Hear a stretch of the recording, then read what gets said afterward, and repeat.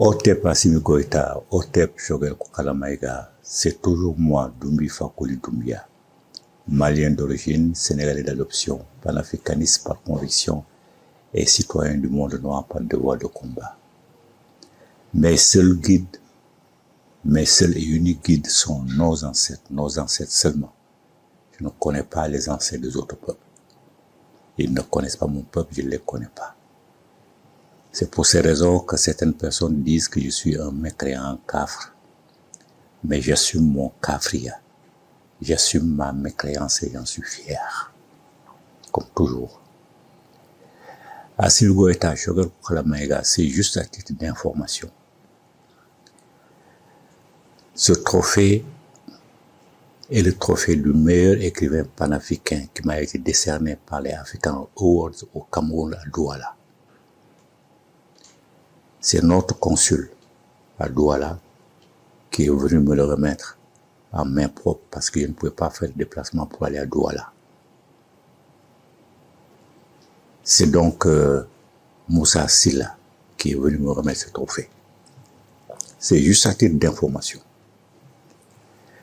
Assimi Goïta Choguel Koukala Maïga. Les Maliens s'interrogent avec les Maliens, tous les Kamits, qui vous adorent. On se demande pourquoi vous avez formé une délégation pour aller voir le fils Gnassingbé. Son père, le général Eyadema, et le général Yakubu Gowon sont les deux fondateurs de la CEDEAO. Tous les autres pays ont été contactés, ils ont adhéré à leur idée. Le Mali est donc un second couteau. J'espère que Choguel Koukala Maïga a révisé sa position qui concerne à dire que le Mali est fondateur, il ne peut pas quitter la CEDEAO. Assimi Goïta Choguel Koukala Maïga, le Mali dématerialisé dans son entier ne vous demande pas, mais exige que vous quittiez la CEDEAO. Tous les Kamits du continent et de la diaspora exigent que vous quittiez la CEDEAO. Vous connaissez la CEDEAO, tout le monde la connaît. Communauté des esclaves des maisons de la France coloniale. Communauté des esclaves des maisons de l'Afrique occidentale au service exclusif de la France coloniale. La CEDEAO n'a jamais été pour nos peuples. La CEDEAO a travaillé pour le prétendu président au service de la France coloniale. La CEDEAO n'a jamais été pour nous. La preuve, la CEDEAO a infligé des embargos de toutes sortes, économiques, matériels, financiers.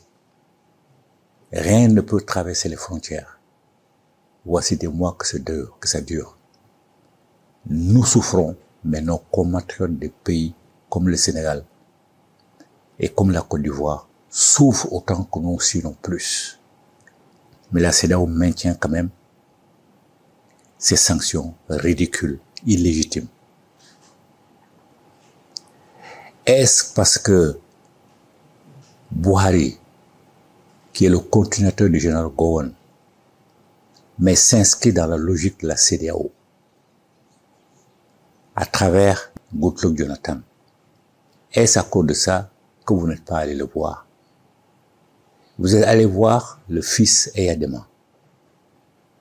Parce que le fils Eyadema est venu me voir. Parce que le fils Eyadema s'est insurgé contre la décision de la CEDEAO et de l'UMOA de ne pas donner au Mali son argent. Est-ce à cause de cela que vous êtes allé le voir? Si c'est à cause de cela, vous faites une erreur grave. Le fils Eyadema en est à sa 4e mandature. Qu'est-ce que la France lui a dit? La France ne l'a pas critiqué. La France ne l'a pas puni pour avoir gardé le mandat pendant 4 mandats. Gardé la présidence plutôt pendant 4 mandats. La France ne l'a pas puni. Ça veut dire que lui et la France sont d'accord sur plusieurs points. Assimi Goïta Choguel Koukala Maïga, Alassane Ouattara et Macky Sall sont allés à la Mecque Pour faire quoi? Pour expier leurs péchés, pour absoudre leurs péchés, pour demander pardon à Allah et à son prophète Mohammed. Ensuite, ils vont revenir continuer les mêmes crimes contre leur peuple, les mêmes crimes contre l'Afrique. C'est que ces deux-là prennent Allah et son prophète Mohammed pour plus idiots qu'eux-mêmes. Le fait d'aller à la Mecque seulement, Allah et son prophète Mohammed ont pardonné tous leurs péchés. Quelle idiotie!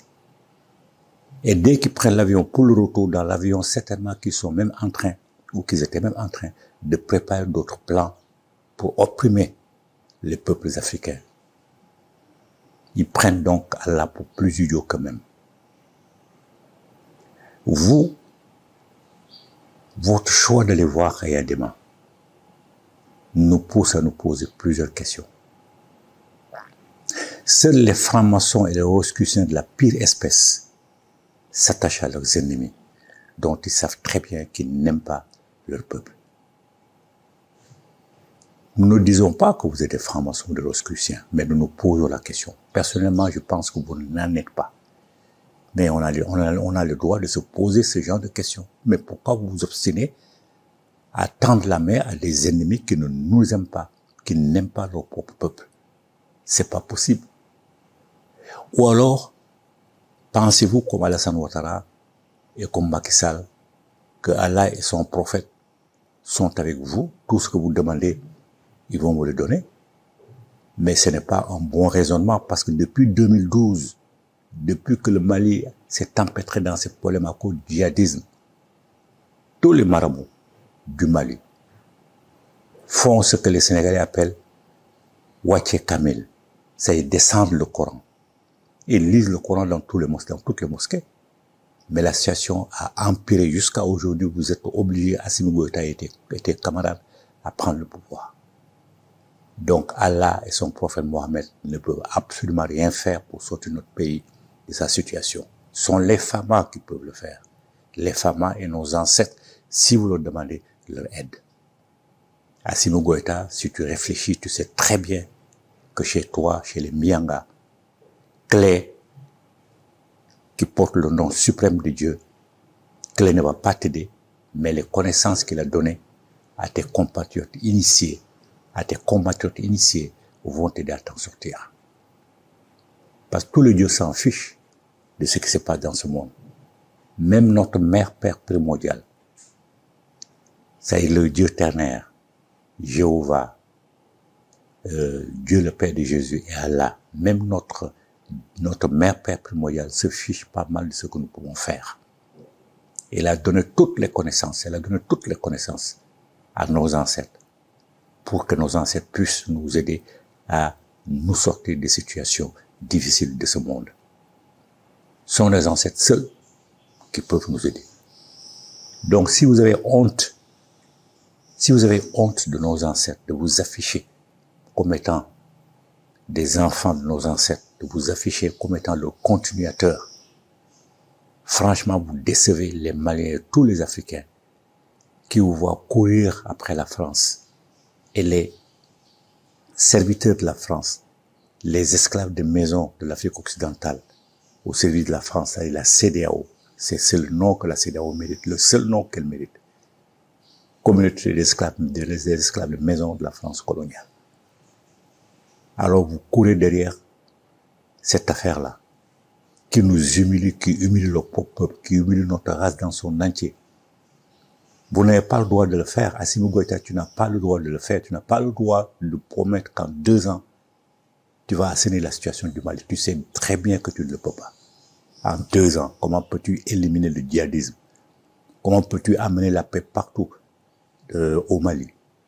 Comment peux-tu mettre en place des organes qui vont organiser des élections libres et transparentes, des élections honnêtes? Tu ne peux pas. Le peuple malien, à travers les assises, t'a donné 5 ans. Ce sont ces 5 ans qu'il faut respecter. On se fout de ce que pense la CEDEAO. Si vous sortez de la CEDEAO, de toute façon, c'est terminé. La CEDEAO n'a plus rien à mettre, n'a plus rien à dire, n'a pas à mettre sa bouche dans nos affaires. Alors, quitter la CEDEAO, c'est le souhait de tous les Maliens matriotes. Je ne parle pas des traîtres, bien sûr, qui sont autour de nous. Je ne parle pas de ces traites-là, je parle des Maliens matriotes, des Africains matriotes. Tout le monde souhaite que vous quittiez la CEDEAO, que vous donniez l'exemple. Alors, vous devez aux Maliens des explications. Par honnêteté, par respect pour les Maliens, même pour les autres Africains non compatriotes. Par respect, vous devez dire pourquoi vous êtes si accro à la CEDEAO. Dites-nous pourquoi. Vos arguments ne seront de toute façon pas partagés parce que nous ne voulons pas d'une institution qui nous humilie, qui veut faire de nous des esclaves au service de l'Occident, au service de l'homme blanc. Nous n'en voulons pas. Donc vos arguments, quels qu'ils soient, ne seront pas acceptés. Mais au moins, on comprendra pourquoi vous êtes si accro. Alors si vous respectez le peuple malien, par honnêteté, prenez la parole, parlez au micro, parlez à la télévision nationale, parlez dans toutes les autres périphéries informationnelles pour que les Maliens sachent comment et pourquoi vous êtes si accro à cette organisation-là qui vous insulte, qui vous humilie, qui insulte, qui humilie notre peuple et qui insulte, qui humilie toute Kamita. Les Maliens ont besoin que vous soyez courageux et que vous leur donniez des explications. On attend ça de vous. Cela étant le deuxième sujet sur lequel je voulais parler. C'est la décision de RFI et de France 24, par l'intermédiaire de Reporters sans frontières, de contourner l'interdiction qui leur frappe de diffuser au Mali. Ils ont décidé de créer des copies miroirs. Je ne sais pas ce que c'est, je ne suis pas un informaticien. Mais ces copies miroirs leur permettent de diffuser dans notre pays par certains procédés. Boubou Mabel Diawara, vous devez le connaître, Boubou Mabel Diawara. C'est l'un des plus grands vidéomans du Mali, qui est spécialisé dans le domaine militaire. Des gens de Katikoko, tout près de chez toi, à Simgoïta. Tu es à Kourouba, Katikoko est à quelques kilomètres.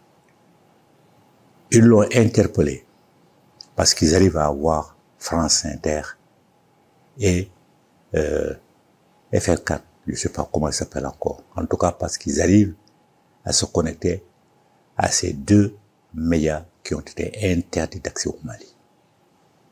Boubou Mabel y est allé et il a constaté qu'effectivement, c'est la réalité. Pas dans un seul domicile, mais dans deux ou trois, en tout cas dans quelques domiciles. Il a constaté que c'est une réalité. Alors, si vous n'en êtes pas informé, vous l'êtes, je crois dire que vous en êtes informé. Mais vous devez prendre immédiatement des mesures pour contrôler le contournement et faire en sorte que l'interdiction soit réelle. Vous avez dans le pays de très bons informaticiens qui peuvent savoir ce qu'ils ont fait et détruire leur technique. Vous en avez aussi dans Kamita, dans l'Afrique, d'autres informaticiens aussi qualifiés qui veulent seulement que le Mali se libère et donne l'exemple à tout le reste de Kamita, tout le reste de l'Afrique. Mais ils seront là, présents, et répondront à votre premier appel.